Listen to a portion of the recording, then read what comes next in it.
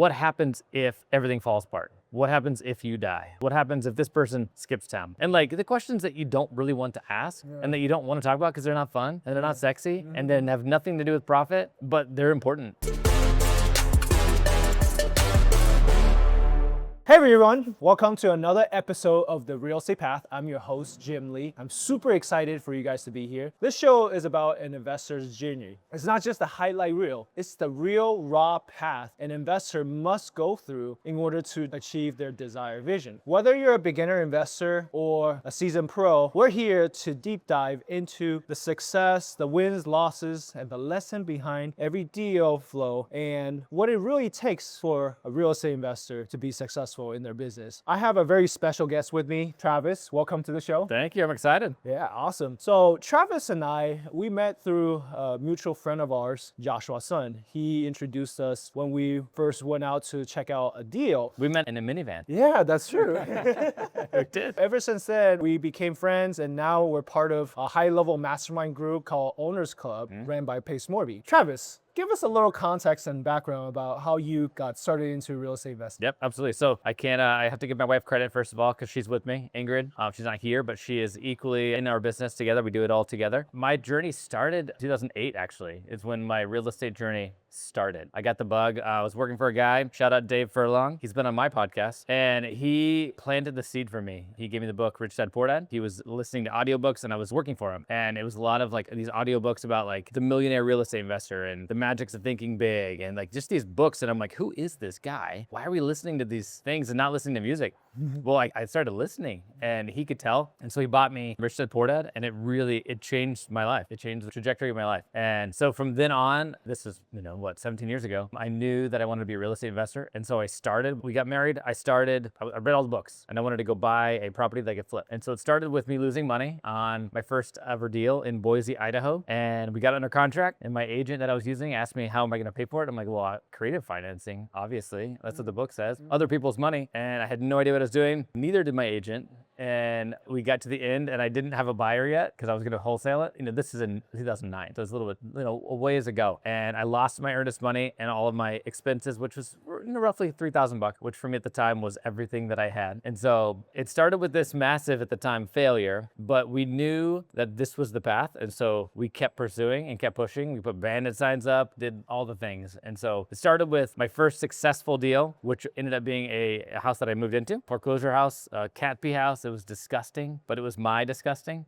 and we owned it. And so it started then. In 2012 was when my first successful closing happened and I had the absolute bug after that. We bought another one 6 months later and then we did the Burr method before it was called the Burr method. It was just like, hey, let's just buy this, fix it up, rent it, and then go buy another one. We got into duplexes, house hacking. Same thing before was called house hacking. There's cool terms for everything now, but at the time it was like, hey, I could buy a house that comes with a renter. This is great. So started doing that, started fix and flipping at the same time, and we just kept going. And then we got into creative financing here recently. And so we've kind of done the whole thing, all from, single families up to fourplexes, short-term Airbnbs, long-term fix and flips. We just do it all. Yeah, lots to unpack there, right? Yeah, for sure. You started by reading books and because a friend introduced you to all these education. And then once you got into it, you're like, okay, time to take action. Let's just get on it. What do you have for the audience? People that's stuck in that analysis paralysis. Very real. Yeah, exactly. So I think that's the number one issue with beginning investors is that we get so much education and then we kind of just freeze from all this knowledge and we don't know how to take that very first step. But you sounds like you're an action taker and it's just that you didn't have that mindset issue. Is that always who you've been or did you have to overcome? Yeah, good question. I think initially it was kind of a chip on my shoulder. I mean, to be completely honest, it was like people didn't think we could do it. And I was like, man, I'm going to prove you wrong. I'm going to be a millionaire in 30, but in the next like 3 months, I wasn't, but I mentally was. I was mentally a millionaire. And so I think it was a lot of like affirmation, but then it came down to just doing. Then the doing is the hard part. I mean, even now, like taking action, like, it is scary. You can read, you want to learn, to run the spreadsheets, run the analysis. At some point you got to pull the trigger and actually like try. And then when you get it under contract, then you're like, what do I do now? It worked. And so I think nowadays it is easier in one sense because there's so many people around and there's so much information, so much. YouTube wasn't a thing when we started. Yeah. The iPhone wasn't even out when we first started. And I think nowadays, like, there's so much information. So it's a blessing and a curse because it amplifies the information overload. And so I think the number one thing that I tell people that want to start is to get around someone they know and trust that's already doing it, and just ride the coattails of somebody else, partner with them, bring them value. And I mean, just bring a deal. Bring you a deal and you will bring them in. Like, I truly think that I didn't do that. I was more of a solopreneur, which in hindsight, I'm like, I learned a lot, but I wish I wouldn't have done that and starting out. And I didn't have all these people around me that were like, rah, like, you got this. I had my mentor, but then we moved 1,000 miles away, and he was by phone, but he was not boots on the ground where I was. And so I would just say, like, get invested in the community where you're at, or find someone that's doing it that you want to, work with and bring them value. And you will learn way more by taking action with them than you would just by reading a book. Absolutely. This is why both of us are part of a mastermind group. That's why we're right? here. Exactly, right? Because we hear this a lot within the community, is surround yourself with like-minded individual and find someone who is a couple stage ahead of you. So then you can kind of just learn and maybe add value to them, and so that you can learn some back from them. So just ask for information from them. Well, it's coming to you, and I didn't know what I was doing. And I'm like, hey, like, you know what you're doing. So I'm going to ask you, like, hey, if I was to find a deal that you would want, what would that be? And then I'm going to go find that, or at least try and say, hey, what about this one? If I bring you one, can I just be a part, even a small part, even the part of just like, I want to watch the whole thing and like be there at the inspection. I want to see how you underwrite. Maybe you can throw me a wholesale fee or whatever it is. It doesn't matter. It's not about the money. It's about hands-on learning, in my opinion. Yeah, I think the best scenario with what you just said is not only do you get into a deal by learning, but sometimes you also get paid to learn. Yep. Right? Well, that's like basically the icing on the cake for me. I think about, for me, like, after we bought that first house, my like local mentor that I got in Denver, his name was Nathan Adams, and he was my real estate agent, a referral. I've been going to like the REI, like the meetup, trying to learn, fake it till I made it. Just like, absolutely, I'm investing in this. I was trying. But I met this guy who referred me to Nathan, and we bought this house. And afterward, I was talking to him, and I'm like, hey, can I just come work for you? I just want to be around you. He was actively doing flips. He was growing this real estate company. And I think he saw that I was hungry and I was willing to give. And I went and worked for him 20 hours a week for like 6 months for free. I'm like, I don't need to get paid. I just want to be around you. In doing so, he told me, he's like, hey, we will get you your first flip. And so after maybe a month of being there and just working, he would just like plop properties on my desk for him and say, go look at this. And it was a little easier back then. I wasn't an agent, but he was like, just act like you're my assistant. But he put one on my desk and he said, if you don't buy this, I will. And he lent me his contractor. He did not say, hey, here's money, but he said, if you need help finding money, I can help. But I mean, I found my own funds. It was a great deal. So it's like, you find the deal and the money will follow, but it's all about relationship and connections. But I gave him value in the sense of, I will come do anything. I will staple papers. I will vacuum. I don't care. If I'm in your presence, you're doing deals. And so I want to be in the same room. Yeah. Absolutely, that's great. Thanks for sharing that nugget. Yeah. Going back to your story, you had mentioned your first deal, it went horrible. It did. How did you pick yourself back up from there? Because when you get into your first deal and it doesn't go the way you want, typically what I've seen is that people tend to just say, okay, this doesn't work for me, I'm done. Yeah, this isn't for me. Exactly. What made you persist? What's funny is that, we lost, for us again, that was a lot of money, $3,000. It was a lot, but we didn't have anything. And so it was like, well, it sucked. You lose 100% of everything you have, but when you don't have very much, you bounce back quicker. I was 22 years old. And so, it wasn't like we had all this money. It was like, well, and we just were convicted. We rolled with it. We didn't share with everyone that we had failed. We felt like a failure. I mean, and we did. We failed. But what we did is we decided, hey, where we are living currently, we were in the middle of Idaho in a very high-end town. We were like, where we were living, this is not the most conducive. Right or wrong, this is what we chose. We're like, let's go somewhere where the numbers work better. We weren't trying to, invest remotely. We were trying to be very localized. And so that's what we did. We just packed up and moved to Denver. It was a cheaper place. It was easier to be boots on the ground. We thought that we needed to be boots on the ground. And for us in our solopreneurship at the time, we did. And so I think knowing what I know now, like, is that true? No, it's about people. It's about having the right team. But for us, like, I was just convicted. I was just like, this is what I'm supposed to do. And I think I'm good at it. We did find a deal. I just didn't know what to do with it. And so knowing what I know now, like, would I lose that money? No. But I think it's funny you asked that. I've never been asked that before about that first deal. And I think week, it wasn't even an option. It wasn't like well, that sucked. We're not meant to do this. I give my wife credit because she definitely still supported me, even though I lost the money that we've been saving. Wow, so you brought up a good point. A lot of real estate investors, they typically have a partner, right? A spouse that they basically have to some way convince, sell, whatever your dream, your vision, and your mission and value have to be aligned. And for you to find a partner that's so supportive, that's very powerful. So can you share a little bit about your relationship with your wife, how that's helped you on your real estate path? Yeah, absolutely. So, I mean, it's funny. I mean, you know this, but so I have a podcast called Yoked Podcast, and it's all about being equally yoked. And for me, it's my wife and I, Ingrid. We are yoked in all facets of life. We are married, we have kids, so we parent together, and we own multiple businesses together. I'm definitely on the visionary side of things, and I squirrel a lot with things, and she keeps me grounded. And she's a visionary as well, but she's definitely my integrator. And she keeps me on the straight and narrow, and she puts into place the plans that I like dream up. And so I do think it's absolutely crucial to have someone, even if they're not your actual partner in business, but having someone that you can bounce ideas off of that doesn't squash them. I see a lot in this world where it's a husband and wife, they work together, but they're married, and oftentimes the spouse, one of the spouses, isn't that supportive. And usually it comes down to security, because what we're doing is risky, right? There is an inherent risk to being in real estate and doing investing. No more than other things, but it naturally has risk. When you're in entrepreneurship of any kind, it feels risky. And so in my experience, we're talking to people, like, it is about security and feeling comfort and stable. And so when you don't feel those things, or you don't communicate it, those feelings of resentment can happen. And so for Ingrid and I, we have very open communication on what we're doing. And do we do every crazy wild hair? No, but she is definitely my sounding board in all things. And so it definitely makes it easier. And for us, like, being yoked is intentional, and it takes a lot of effort. Yeah, absolutely. Especially for me, I stray off often, and I'm like, hey, you want to come? Or it's like, all right, I'll come back. I come back to reality. Yeah, awesome. But it's definitely important. Yeah, so what I'm hearing is just find a partner that complements you. Ultimately, It is a partnership, right? Absolutely. And you're the visionary. She could be a visionary, but she's more of an integrator and keeps you grounded of going off tangent. The partnerships that I've had that didn't go so well, they are the ones often where it's like, hey, I like you, you like me. And that's my natural leaning. I'm like, let's do this. Like, it'll be fun. Yeah. But often when they're like me and we're buddies, it's like we don't have complementary skills. We both are the same. And so the things that I'm not good at, you're not good at either. And so no one's doing it. And so it's like, at first it seems romantic, but then when you get into the weeds, or the business starts, or you're going, or you didn't talk about it before, it's like, that's when it can blow up. Yeah. And so it is important to find somebody that has complementary skills to you. Yeah. And that you can dream out loud with somebody that's not going to squash it. Yeah.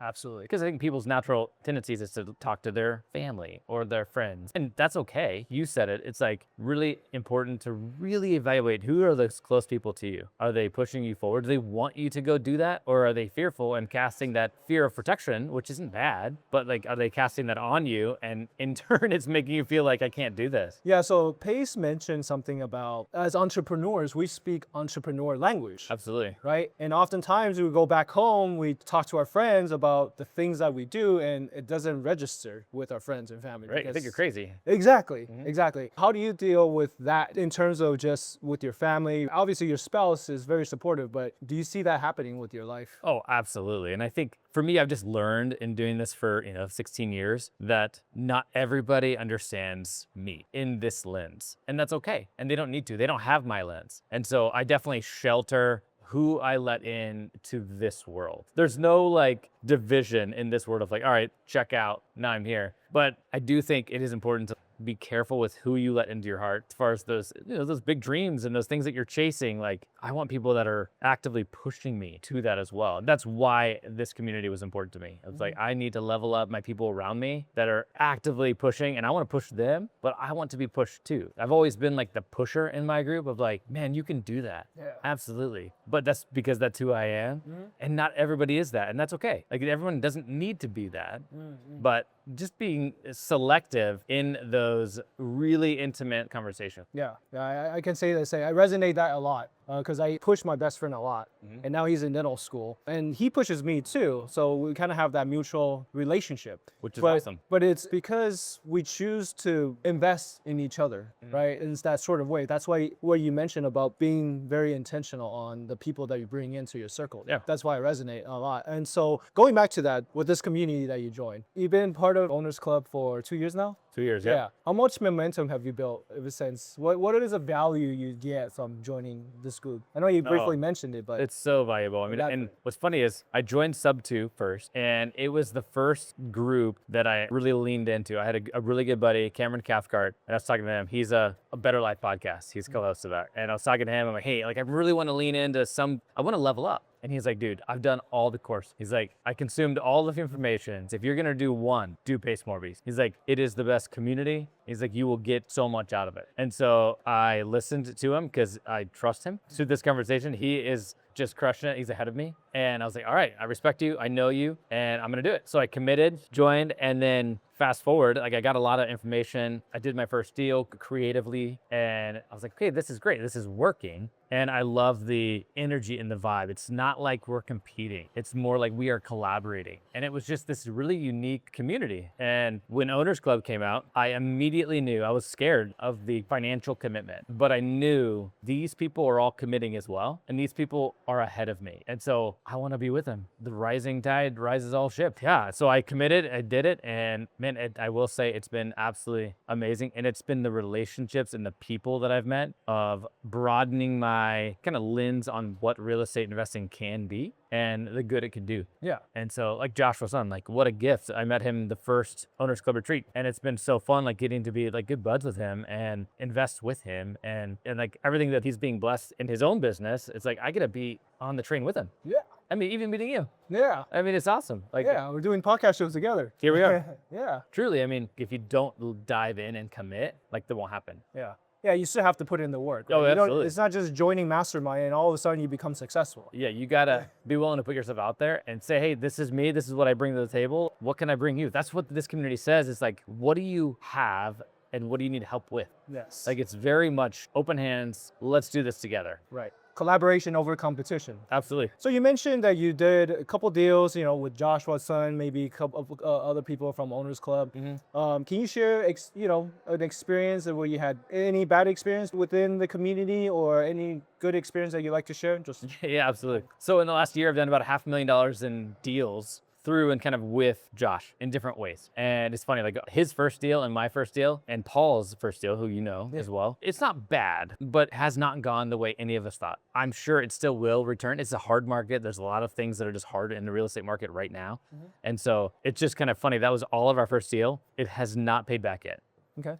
It was supposed to be a 2-month deal, and here it's been a year. Well, they're not all amazing, but it didn't stop us and it didn't stop me from like still leaning in and like trusting my gut, exploring. There's some that I said no to, and there's some that I've already invested in and got returned back. Yeah, I mean, it's definitely amazing. In the last 2 years, I've had multiple losses of my own investments, fix and flips, which was my first time ever having losses. My wife Ingrid and I, we've always joked like at some point, the book says at some point you're gonna have a loss. You just will. You can't, like the analogy to baseball, like they don't get on base every single time. And so we had been knowing that at some point it's gonna happen. And the market turned. It's a tough market. In Denver, it was an expensive market. Lost some decent money. Yeah. And it was painful, and we learned a lot. We definitely viewed it as like, all right, let's learn from this. What can we learn? What's the lesson behind it? Well, and one of them, it was really, really, really know your partners and why you're in partnership with them. So one of them was a partnership issue. It wasn't solely that. I mean, it was like a perfect storm of partnership turned south, like doing I'm a high integrity person, and not everybody is, Yeah. Yeah. And so, and again, I said it before, like, I'm very much like, I'm an equal. I'm like, let's do this together, 50-50. But if you're jumping on my success and joining me, like, and not putting forth any financial into the deal or whatnot, like, I'm still like, I've had to train myself. And this community has helped me with this as far as like learning how to structure a deal that still makes sense, a partnership. Yeah. And I definitely did partnerships wrong prior to joining others That's- because it was more just, let's do it. You're a person, I'm a person. Let's do this 50-50. Yeah. And it didn't make sense. So I learned a ton from that. So that partnership definitely, when the market went south and we weren't going to make money, the partnership dissolved. And it was like, you get to own 100% of this loss. Good luck. That's Yeah. what they told me. Wow. And so, learning all the legal world and all the stuff, and I chalk it up for total loss, but an absolute win when it comes to learning. Yeah. I mean, I learned a ton. Yeah. And at the grand scheme of things, like losing 70 grand or whatever it was on that one deal, like it was it sucked, it hurt, but man, I learned so much through that. Yeah. It was worth it, absolutely. My wife and I got closer because that's what we had. I got to lean on fellow people in the community of like, hey, Julian Rizoff, I talked to him. He saved my butt. Lender in the community. I called him up hoping he can fix my issue with a loan. Yeah. Like come in, even if I'm losing money every month. And he told me, he's like, wise counsel. He's been in this business for 40 years. And he said, don't put good money after bad. He's like, it sucks. Trust me, just fail fast and move on. And I did not want to hear that, but I'm so thankful that he just shot me straight. And he's like, I've been there. It sucks. It's all right. Yeah. And so we did. We took it on the chin and moved forward. And man, what a gift. That relationship was another one. Just like leaned on the community. Someone said, call Julian, called him, and him and I have a great relationship now. Awesome. Yeah. Well, first of all, thank you for being so authentic and, Absolutely. and sharing so vulnerably. My question to that is, I've also had my loss, and I think the biggest lesson that we learn is usually through the losses, not the wins. When you're winning, The headaches are when you're learning. yeah, when you're winning, you're not learning anything. But it's the big loss. It's like, what did I do wrong? Right. What went wrong? So my loss was I raised capital for multifamily syndication deal out in Florida, and during this downturn, that Fed hiked up the rates. And I was on bridge loan, variable rates, and put both my deals underwater. I managed to save one deal through capital call, and I lost the other one. So practically, I lost all my streams of income because of that. And the lesson I learned is exactly what you mentioned, partnerships. Because during this downturn, we had 6 GPs, and only 4 of them showed up, just like you mentioned. And that's when, When it gets hard, yeah. we're like, Exactly. Yeah. Their true colors reveal. Yep. So my question to you is, moving forward from the lessons you've learned, you mentioned a little bit about structuring deal, but how do you vet a partnership now moving forward? Because let's be honest, we can do as much vetting as we want on a person, right? We can do due diligence, we can run background check, we can check out their track record and the teams that they work with. But at the end of the day, you don't really know the person until you actually do a deal with them, right? And especially when time gets hard. You don't know how they're going to react in that situation. So true. So Good question. So my last partnership that we put together here, it's been almost a year ago. And we put this partnership together after the blow up of the previous one. And needless to say, we were a little cautious, and we as my wife and I.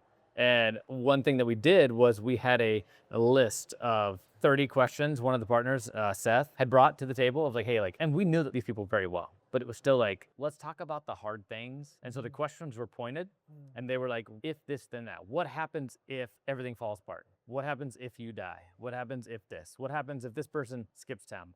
And the questions that you don't really want to ask and that you don't want to talk about because they're not fun and they're not sexy and then have nothing to do with profit, but they're important. Yeah. And so we went through and we answered all those questions together of like, hey, let's call this out, call a spade, just so we all understood how each other felt in what happens if something bad goes wrong. Because it's easy to be in partnership when it's going great. yeah. It's hard to be in partnership when it's not good. And that what you experience, it's the true colors come out and someone feels like they need to put their head in the sand, they might just skip town. Yeah. And so it's like, wait a second, he just left you high and dry, right? Yeah. And so, not that just answering the question, that's probably not the only answer, but that's my answer for right now. That's what we have actively done. Sounds good. Is to make sure everyone's on the same page, the bad potentials. Yeah. Is there anything else that we haven't covered that you'd like to share with our audience? Yep, good question. I think what I always tell people that ask me directly of hey, how do I get started? Sometimes it's okay to ready, fire, aim. To the point of analysis paralysis, just do it. Just pick something. In the world of real estate, it is so tricky because there's so many different ways to invest. There's so many different avenues. And it's I want to do that. Oh, I want to do Airbnb. Oh, wait, I want to do co-living. You can do all of it, but start with one. Yeah. Start with one, focus on it, and just attack that. And if you find a deal, don't be afraid to offer. Yeah.